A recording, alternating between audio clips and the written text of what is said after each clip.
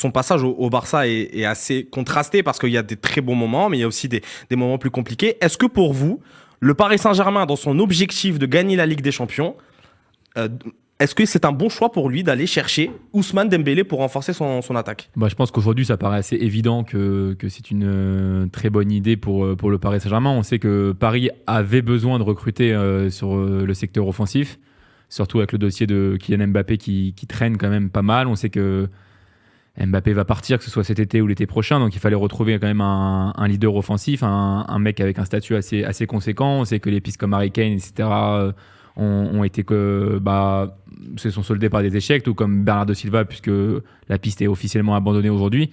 Donc le PSG avait besoin d'avoir un gros joueur sur la ligne offensive.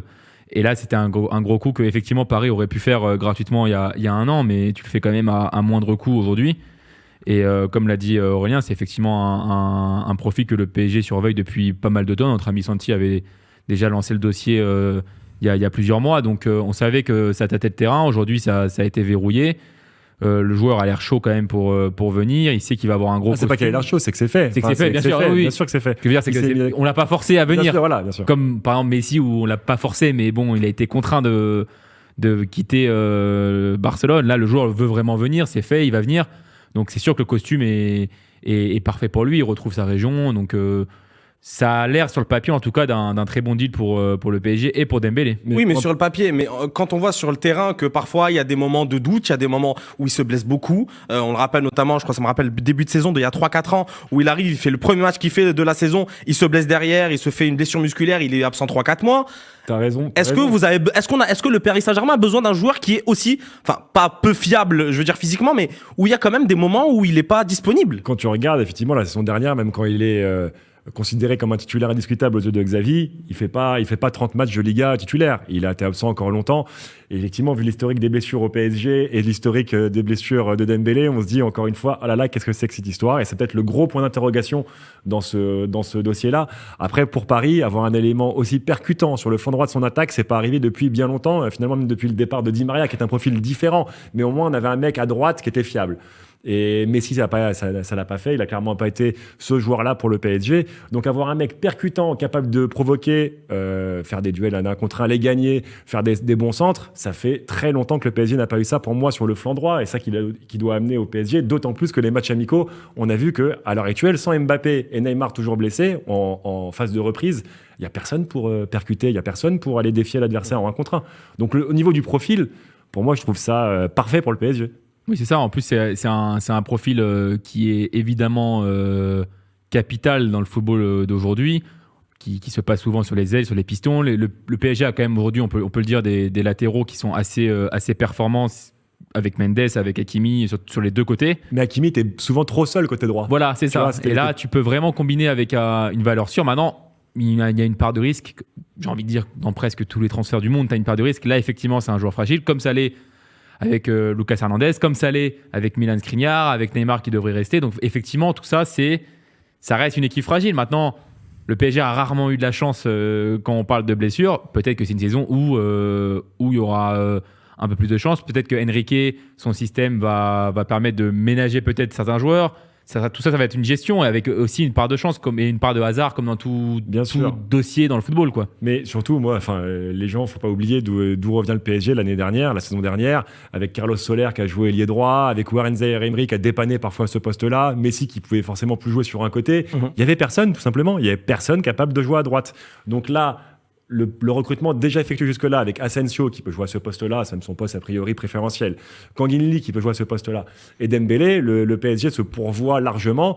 Et en plus, Dembélé, il a un autre atout, c'est qu'il est polyvalent, il peut aussi jouer côté gauche. C'est ça. Parce que là, on peut le fameux débat. Tu peux jouer, là, c'est pour ses pieds, même pour le positionnement. Tu peux jouer avec Neymar à gauche, Dembélé à droite. Tu peux jouer avec Dembélé à gauche et un des ceux que j'ai cités avant à droite. Il y a des solutions offensives. Ça mène d'un coup plein de solutions offensives qui n'existent pas s'il n'est pas là, en fait. Et bien sûr. C'est ça qui est appréciable. Oui, mais si le problème, si tu as des solutions offensives que pour 6 mois sur toute une année. Par exemple, justement, là, j'ai le message de Glenn Leonard qui me dit, franchement, pour moi, c'est pas un bon choix. Il n'a jamais fait de saison complète avec le Barça et ce n'est pas en Ligue 1 où il y a plus d'intensité qui va le faire. Oui, mais à l'inverse, Neymar, il n'était jamais blessé avec le Barça. Mais autant, l'inverse est peut-être plus probable, mais là, justement, déjà, il est blessé, il est pas mal blessé avec le Barça. ça peut être pire, ça peut être mieux aussi. Ça veut dire aussi que, comme on dit, il y a toujours une part de hasard. Un joueur qui ne se blesse jamais arrive dans un club frais, on peut dire qu'il se blesse. Et là, l'inverse peut être aussi possible. Ça va être une question de gestion, encore une fois. Ouais. Mais là, on veut en venir, c'est que là, on arrive aujourd'hui, on est le 2 août. C'est ça, le 2 août, si je m'abuse. La moitié du mercato est passée. Les championnats vont bientôt reprendre. Vu le chantier offensif dont le PSG avait besoin de faire, il n'y a toujours pas de neuf, on le rappelle. Il y a toujours le dossier Mbappé qui traîne. Messi est parti et qu'on sort. Donc là, on se dit, il fallait quand même avoir un gros nom. Il y a eu des échecs, Harry Kane, Silva, etc. Joao Félix aussi. Léo Félix. Bon, Léo Félix, c'est encore un autre statut, on va dire. Mais il nous fallait un gros nom qui apporte à la fois sur le plan de l'expérience, parce que c'est quand même un joueur qui a quand même beaucoup de matchs de Ligue des Champions derrière lui, qui a des Coupes du Monde, qui a des Euros. Et tu as, en plus de ça, le talent tout simplement technique et le besoin à combler, comme l'a dit Aurélien, sur le côté droit. En fait, sur le talent, il n'y a aucun doute. Je pense qu'on est d'accord. Voilà. Effectivement, c'est les blessures. C'est pas, pour moi, c'est pas un leader dans le vestiaire potentiellement. Dembélé, c'est pas comme le PSG quand le PSG recrute Ibrahimovic ou Neymar, Mbappé. On se dit c'est les mecs qui vont amener la Ligue des Champions au PSG, qui vont prendre les choses en main. Dembélé, voilà, c'est le feu follet, c'est l'atout offensif capable de débloquer une situation comme ça un peu mal embarquée. Mais c'est pas le leader offensif qu'on attend, qui va être là tous les matchs, même s'il a progressé sur cet aspect mental aussi d'ailleurs. Mais après, je comprends les inquiétudes parce qu'elles sont réelles.